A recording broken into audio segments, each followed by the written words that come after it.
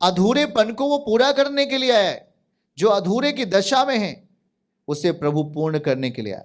पर जब उसे आप अपनी जिंदगी में लाना चाहते हो, यीशु को अपनी जिंदगी में अपना प्रभु आप बनाते हो, तो आपको पाप से बाहर निकलना ही होगा। आपको पाप से बाहर आकर के उस सर्वशक्तिमान को मन पूर्वक उसको धन्यवाद देना होगा और अपने अंदर पवित्रता को अपने अंदर रखना पड़ेगा। ऐसी हम सच्चाई को नहीं जान पाते। सच्चाई में जाने के लिए हमें अपने आप को प्रायश्चित के रास्ते होके जाना है, नम्रता के रास्ते होके जाना है, दीनता के रास्ते होके जाना है। उसके सम्मुख नम्र बनना पड़ेगा, किसी मनुष्य के सम्मुख नहीं, परमेश्वर के सम्मुख उसके वचन के अनुसार अपने आप को जीने के लिए तैयार करना पड़ेगा। और जब आप उसके वचन के अनुसार अपने आप को तैयार करेंगे तो वहां पर आप परमेश्वर के रिजल्ट को आप देखने पाएंगे यीशु के नाम में। यहां कोई मनुष्य चमत्कार नहीं करता, आप भूल में ना रहें, परमेश्वर है जो चमत्कार करता है। जब आप उसके वचन को फॉलो करोगे तो वो अपने वचन के अनुसार आपको आपके मध्य में अपने आप को प्रकट करता है।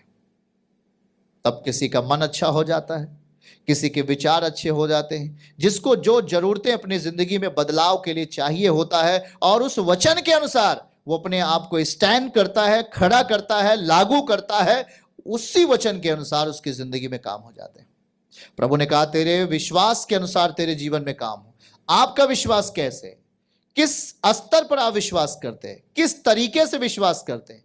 कुछ दारू पीकर विश्वास कर रहे हैं, कुछ व्यभिचार करके विश्वास कर रहे हैं, पाप में जिंदगी जीकर विश्वास कर रहे हैं, कभी रिजल्ट, कभी परिणाम नहीं देखोगे।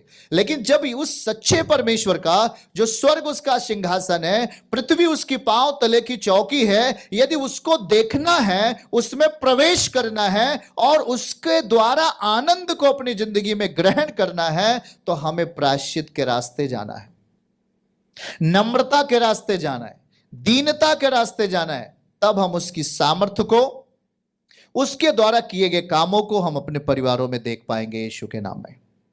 आमीन। प्रभु के प्रिय जन, परमेश्वर तो प्रेम कर रहा है। जो परमेश्वर को गाली दे रहा है, जो परमेश्वर की निंदा कर रहा है, वो उससे भी प्रेम कर रहा है। पर हमारा सबसे मुख्य चीज है कि इंसान यदि पाप में जन्मा है, यदि पाप में मरेगा, तो उसका रिजल्ट क्या होगा? बाइबल कहती है कि वो नरक भेज दिया जाएगा। तो प्रभु नहीं चाहता कि कोई नाश हो, यीशु नहीं चाहते कि कोई नाश हो, क्योंकि यीशु ने इस दुनिया में आकर के कीमत अदा की है, कीमत अदा की है। और उन्होंने सुसमाचार दिया है लोगों के लिए, गुड न्यूज दिया है कि हमारे पास एक रास्ता है उस पिता के पास पहुंचने का, जो स्वर्ग और पृथ्वी का मालिक है।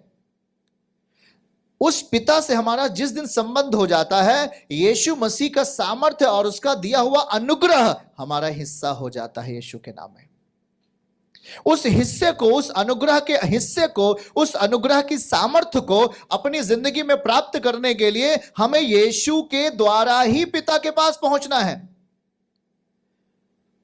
यीशु जो एक सीढ़ी बनकर आए पिता के निकट हमें ले जाने के लिए, और उन्होंने जो बलिदान चाहिए, इस सत्य के रास्ते का जो बलिदान था, उसने आज से 2000 साल पहले इस धरती के ऊपर आकर, एशिया भूखंड में आकर अपने आप को बलिदान करके एक रास्ता बना दिया, सलीब का रास्ता, जो सच्चाई से होकर जाता है, जो सच्चाई से परिपूर्ण है, पवित्रता से परिपूर्ण है।